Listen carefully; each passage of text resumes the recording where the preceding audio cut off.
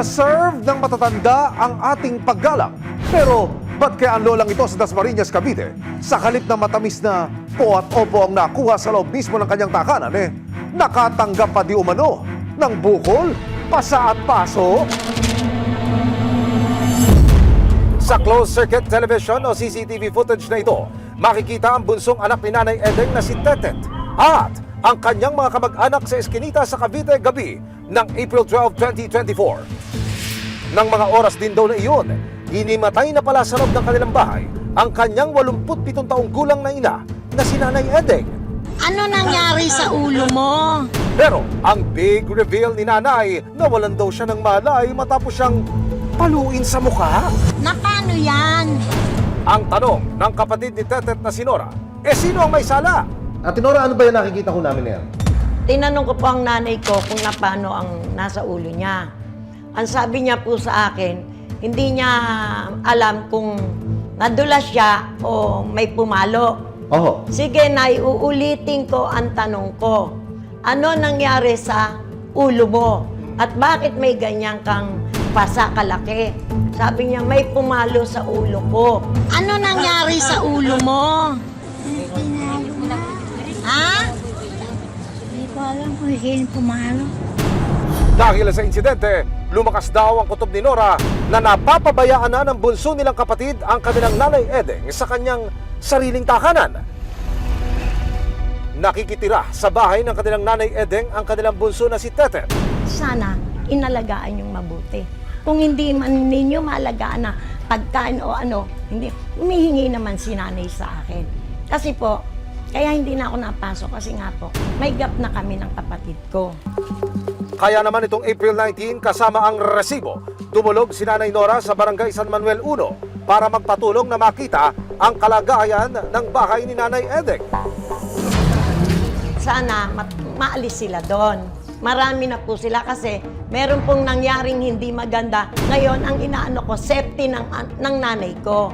Ang gusto ko po na mailagay siya sa maayos na bahay niya.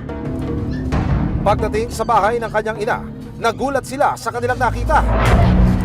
Dito po siya nag-i-stay yung senior citizen po natin. Aba, ang tulugan ni Nanay Edeng, nasa labas na ng bahay kasama ang mga alagang aso. Wow! Kung sino pa ang may-ari ng bahay, siya pa ang naetsapuera. Sa sitwasyon po kasi nung matanda, kumbaga hindi komportable po kasi, di ba? Bigyan natin magandang pwesto. Kaginawahan, kumbaga. Habang nag-iikot, humarap na ang kapatid ni Nora na si Tetet. Okay nang ganyan. Ngayon, tatanggalin ko yung yan. Dito ko nalagay namin na sinasabi niya. Ang solusyon ibibigay po natin dito kasi kung may mag-aalaga po sa nanay nyo. Kaya Ito na nga kami kasi sa ko isitira yung kapatid ko dyan. Dibala na siya, gano'n. Opo. Ang main concern ni Tetet, paano naman daw ang kanyang mga apo? Sabihin, yung apo ko, tsaka yung anak ko, palalalakin. Ayun na. Dyan naman sila eh. Hindi. Lilipat na lang po sila sa Saan nilipat ko? Pilipinas ka?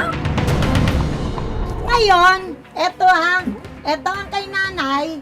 Wag na, kasi buhay pa siya eh. Iba na ngayon ang sitwasyon ni Kaya nanay. Ang mga apo mo ay talagang cargo mo. Di ba? Sa totoo lang yan. Ngayon, may party ka, dun mo sila lahat ilagay sa party mo.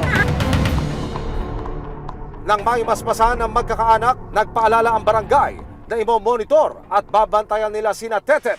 Base ko sa suggestion ko sa inyong dalawa, Aling Tet, Aling Nora, pumapayag sa Aling Nora kapili na doon tumira ang mga apo ni Maria Teresa ni Pomoceno at sila ang mga ngalaga kay Aling Edeng. Tama. At kapag hindi sila tumupad, kayo ay aalis sa bahay na tinitira ni Aling Edeng at kayo ay kakasuhan ni Aling Nora kapag may nangyaring hindi maganda kay Aling Edeng. Ito ay pwesto ni Aling Edeng.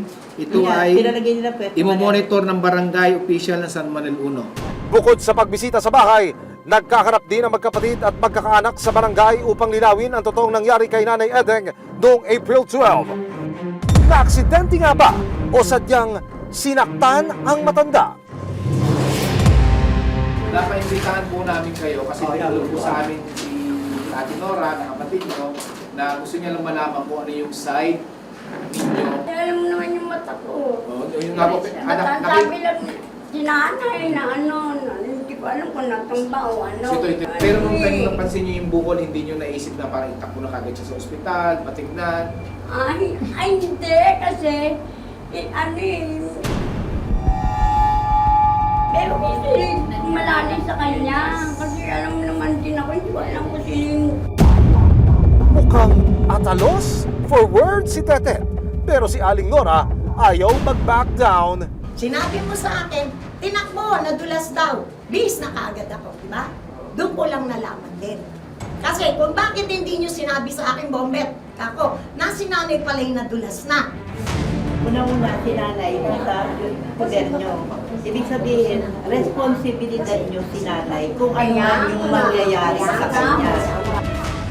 Para masiguro ang kaligtasan ni Nanay Edeng sa kanyang sariling tahanan, April 23, 2024, dinulog ng resibo sa Office of Senior Citizen Affairs o OSCA ng lungsod ang sitwasyon ng pamilya. Dito, nag-level up na ang mga naging direktiba para sa ikabubuti ni Nanay Edeng. Pinakamaganda po nun, bigyan mo ng isang lugar ang nanay nyo. Oo. Kanya naman yung bahay na yan, di ba? Kaya nga po, Oo. diba? Nanay ko yan. Kaya nga sabi ko niya, may pupunta naman dito, bakit makikita? Bigyan nyo nga po ng isang lugar. No, kanya lang yon. Wala siyang kasama ron. Titignan nyo lang po sila. Total, mayroong aftercare services at monitoring ng barangay. At the same time, siguro paminsan-minsan pupunta din po kami. Malalaman kung talagang inaalagaan niya si Lola. Napagdesisyonan na si Tetet na lang ang mananatili sa bahay ni Nanay Edeng at lilipat na ang mga apo niya sa ibang lugar para maging mas komportable ang tulugan ni Nanay Edeng. Nagkasundo rin ang magkapatid na maglalagay ng CCTV sa pwesto ni Nanay Edeng para mas mabantayan siya. Sa oras daw na hindi ito matupad ni Tetet, handa raw si Nora na formal na magsampa ng kaso laban sa kapatid.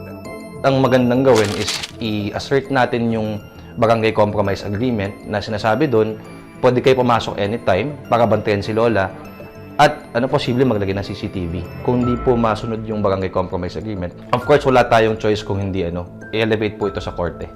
So, either mag-file po tayo ng ejectment case or nung physical injuries case. Sa huli, naibalik din kay Nanay Edeng ang kanyang tahanan at nasiguro ang kanyang kaligtasan.